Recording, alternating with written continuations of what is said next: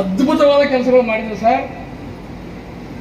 ಬಹುಶಃ ಕರ್ನಾಟಕ ರಾಜ್ಯಕ್ಕೆ ಮಾದರಿಯಾದಂಥ ಪ್ರಭಾವಿ ಮಂತ್ರಿ ಅಂದ್ರೆ ಪ್ರಿಯಾಂಕ್ ಖರ್ಗೆ ಸಾಹೇಬರು.